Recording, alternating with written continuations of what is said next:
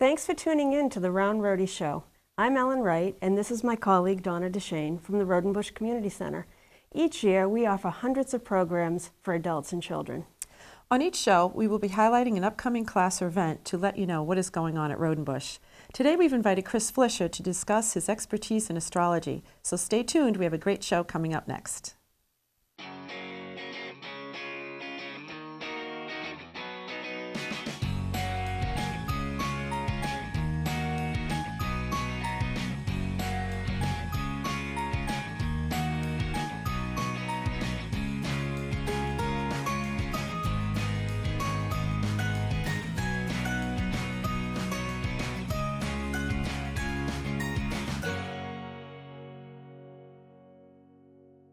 Today, we are here with Chris Flisher, a nationally recognized astrologer, artist, writer, and radio host.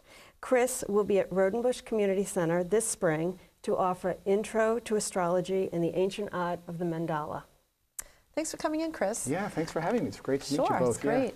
Yeah. We have these beautiful pieces of art here. I was wondering if you could tell us a little bit about the mandala and what they're used for. Yeah, actually, the mandala is an ancient Hindu and Buddhist form of artwork that was brought into Western society through the psychologist Carl Jung.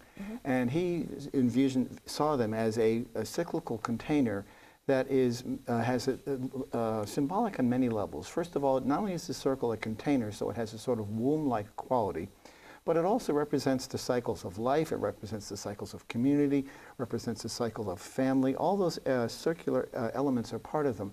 And they are sort of a free-form associative kind of artwork that he claimed were like a report of the soul. So the person who draws them sort of is expressing their inner feelings outward into the mandalas.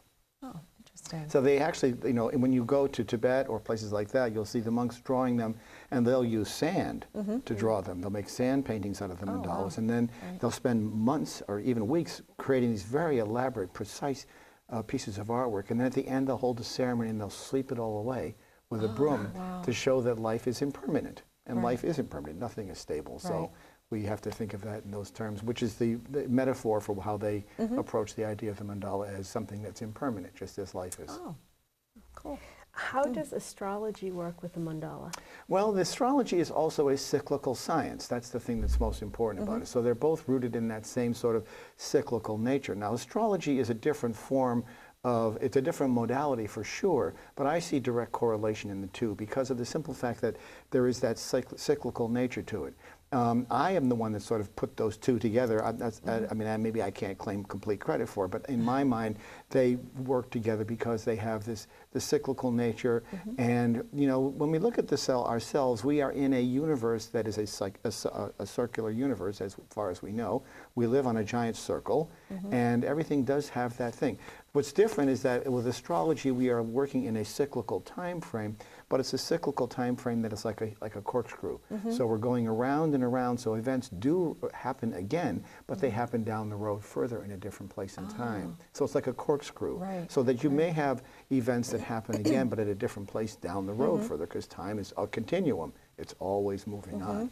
So that's sort of how, I hope that answers your question. It's sort of how I combine the two. And what I'll do is oftentimes I will, when I'm working with clients, I will use their astrology chart as the basis for their own personal mandala. When they want to create a mandala, I will use their personal astrology chart as a way to bring in colors and elements and themes that are, you know, relevant to them. Right. I see. Yeah. So you've spent most of your life doing this, pretty much. What led you to studying astrology? Well, you know, it was very interesting. I was working in Boston. I was about 20 years old, and a perfect stranger had just started that day. It was a Monday. And a perfect stranger had just started working the day. She was a woman, a little bit older than me, and I happened to have lunch with her just to sort of welcome her. And she said to me, do you know your birth information? I said, well, yeah, I do. I thought it was kind of odd that she asked me, but I said, yeah, I know my birth date, my birthplace, and my birth time. So I gave it to her. And she said, just wait, I'll be back in a few days. And then about 3 days later, she came in with about 8 or 9 pages of handwritten information about me, which was so accurate and so spot on the money with regard to who I was completely flabbergasted. It just took my breath away. I couldn't believe that a perfect stranger would know so much about me as this person did. And it wasn't just things like, you know, he likes to go swimming or whatever. These were basic, hard sort of impregnated personality traits that only I knew about myself, and the potential that was there. So when I saw that, and then I kept testing it, and I was very skeptical, I have to admit, very skeptical. But as I kept testing it and and studying it longer and further and further, every time it was validated, and it just became irrefutable. Wow. So the time has a lot to do with it. The time of birth has a lot to do with it, with the specifics of the individual. So what you want to do is, with astrology, you want to get as much granular information as you possibly can for that moment in time. And getting back to Carl Jung, he used the analogy of a grape on a vine as what the human individual is like. Because each year, a grape on a vine has a different, whole set of circumstances that involve with the evolution of that grape. The weather is different, the sun is different, the soil composition is different, the air is different. So he used that analogy as a sort of a way to represent what the astrology imprint does. And I have twins, so I know that the efficacy of because theoretically, two people born at the same time would have the same traits. However, in the 6 minutes difference between the first twin and the second twin, enough happens in the world that changes. And the Mayans use the analogy of a wheel spinning. And if you were to take that wheel, and if you were to hit it with a hammer or a machete or something, you'd leave two different marks on that wheel. And that would indicate the two different births, showing that because as time is moving, always moving, you're going to have two different points in time. So it's fascinating. Yeah, I really have my own little laboratory. Yeah, you sure do. Does location of birth tie into this as well? Location also does too, yes, yeah. But the timing is probably more important. Location is important because of the simple fact that it gives you a placement as to where the planets will be within the realm of your individual chart. Because when we are born, we are cast at that moment in time. You're sort of shrink-wrapped in some ways at that point in time, and that casts you as an individual, and your characteristics are there. So it's fascinating. Really It is fascinating. Yeah. and so accurate, that's what I find. Yes. So in June, when you are offering the Astrology 101 class, what can our students expect? Well, what I will do is I will go through, I approach the class as if people only have a cursory idea what astrology is. So they're sort of, newbies to it. What I'll do is I'll go through all of the signs, all the planets, all of the houses in the astrology chart, and then I'll get into all the details. So that by the time they leave, after the 6 or 8 hours or however long the class is, they should have a pretty good idea of how to at least interpret their own personal chart and perhaps even go beyond that. If they wanted to go beyond that, of course they could. But what it does is it gives you a very good foundational understanding for the mechanical piece of astrology, because it is a science, and then the interpretive art form of it as well, because there is an element of interpretation that's part of it.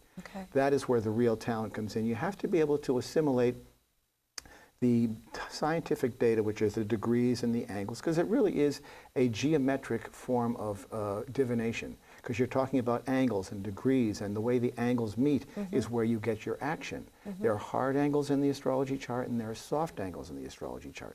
The hard angles are where the challenges are that make us all rise to the occasion. And there are easy angles, which make some people have easier lives than others. So all that information is brought out, and then of course I always bring in individuals' charts and I point out to them where they are, and then it's fascinating because when they start talking about their husbands or wives and the relationships in their lives, and I say, well, you might have problems, they say, oh, how did you know that? Yeah, So yeah, exactly. it's fascinating in that regard. So. And can you explain the mandala class? Yeah, the mandala class, what I will do is I will explain the history of the mandala, and sort of as I did it briefly with you guys, and talk about how it's a circular event and some of the historical background.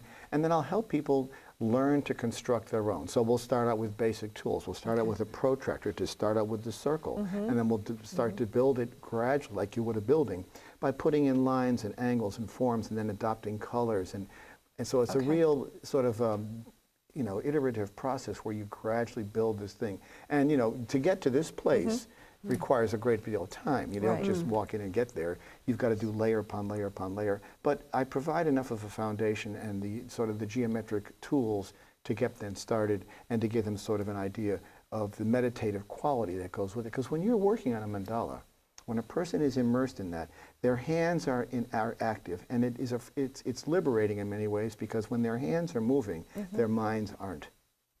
So that it's a way of sort of eliminating stress in your life and introducing a whole new kind of I guess it's an expressive therapy is what you'd call it, and it's very healing in that regard. So And you, do the no, so do the colors signify? They can. You know, that's where the astrology chart would come in, because there are colors associated with signs. So what I might do is, if a person comes in who's a Gemini, I might use yellow, because yellow is the sign for the air sign. And I might say, well, you have this in your chart, you have that in your chart, you might want to do that. Oftentimes what I'll do is I'll take someone's birthday and condense it down to a single number using numerology. And then I'll say, use that number as your geometrical baseline, foundation for the your mandala. So that may be an 8, well, in which case they would have 8 points in the wheel that they would then draw outward from there to create that. Okay. So that's how they get their angles, and that's where they would begin. Yeah, I mean, but you can do with every number will go into 360 degrees. You start out with 360 degrees, then you find the number that you want, whatever is relevant to you. Some people like their birthday, some people like their sons or daughters' birthdays, and they create it based on that number. And I go walk them through that whole process. I see. Very interesting. Yeah, it's kind of interesting. And it's very therapeutic. You know, the artwork has been incredibly valuable to me. I went through a period of time where I was involved with a lot of post-traumatic stress, and I found this was to be a fabulous outlet. And I stumbled upon it myself. I mean, I learned about the mandalas when I was very young, and I was fascinated with it because I studied architecture and artwork when I was younger.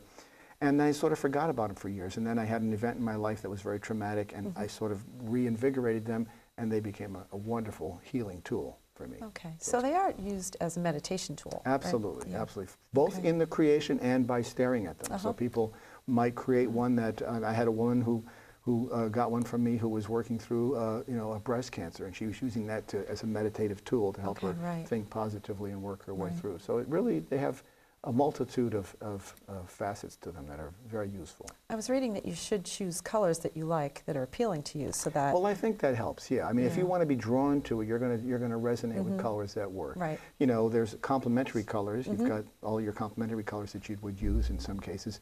But I think people, when I start to enlighten them about their astrology and the sort of the energy that's there, they may be drawn to the certain colors based on their signs. You don't have to be an artist. You don't have to be an artist, no, at all. That's the beauty of it. It's something that anybody can do. Right. It has great quality in that regard. So. I find that appealing. How long does a piece like this take you? I would have to say that probably took me, because it is very elaborate, and this is not the original, this is a print. The original that is layer upon layer upon layer, and I work with acrylic inks because they are much more permeable and they've got a much richer pigment, and you can use them on top of each other where you can't do that with watercolors. So when I'm doing this and I'm adding water to get the gradients, to blend colors and stuff, and you've got to wait for them to dry.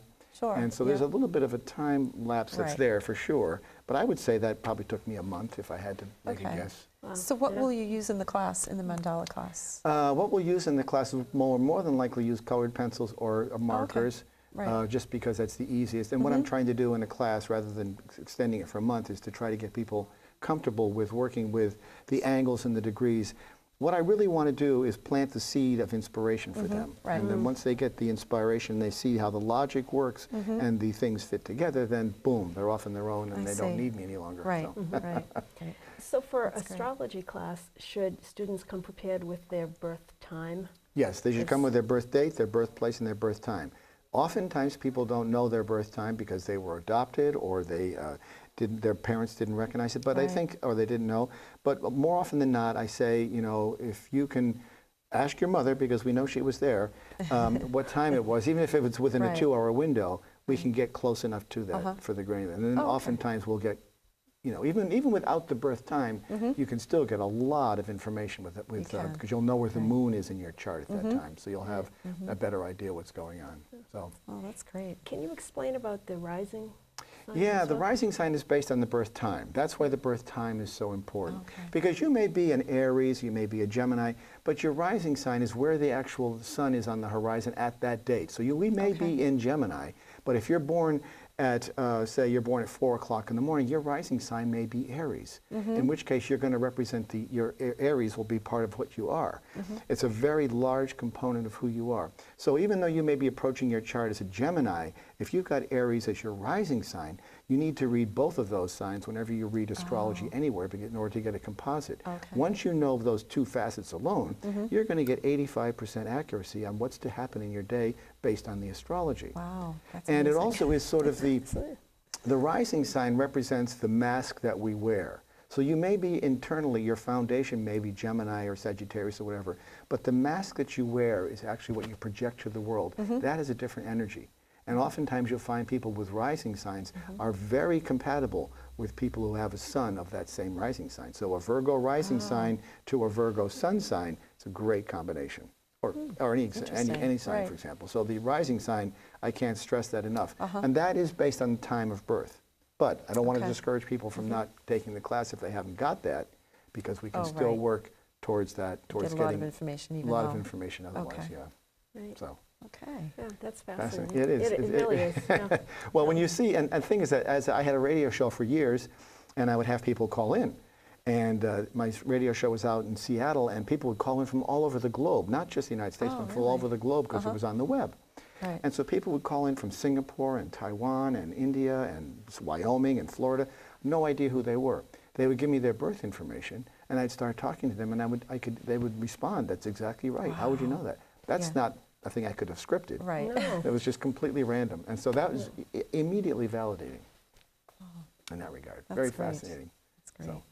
And you do radio work still? Oh, yeah, I still have a podcast. Yeah, every week that goes out. Yeah, I talk about astrology and stuff. I don't have callers in because I found that it became too, people were just calling in to see what was going on, whether they should buy a house or have a baby or whatever. And that was just too much trouble for me to deal with. So I deal more with larger topics, and I try to be educational in my approach to when I talk about astrology, to sort of enlighten people to the idea of the rising sign and to get them to be more familiar with their individual charts, because there is such information there.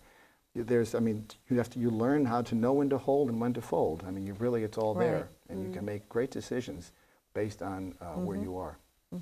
So when people do a chart, I've seen them. They're pretty complicated. Yes. You can break them down pretty easily. Yes, yeah. What I will do is I'll go through each of the signs. As I said, there's a glyph for each of the signs. I'll go through each of the signs. I'll go through the planets that are associated and where they are in the houses. So it's all about, if you recall, one of the analogies I always use is the game of Clue. When I was a kid, we used to play a game of Clue, which was involved with three components. It'd be Mrs. White in the kitchen with the pipe or whatever. And when you combine those three different elements of the sun, the moon, and the rising sign, and the houses, you can get exactly where the information is happening. Because what happens, we are born in a place and time, and that is shrink wrap. That is always going to be who you are. Right. That's a static chart, never changes. When you bring that into the world of 2016, that chart interacts with where the planets are in that day. That becomes a dynamic relationship. Okay. So that's how interpretive astrology works. You take the static, combine it with the dynamic, and then you see where things are in your life. Right. That's how it works.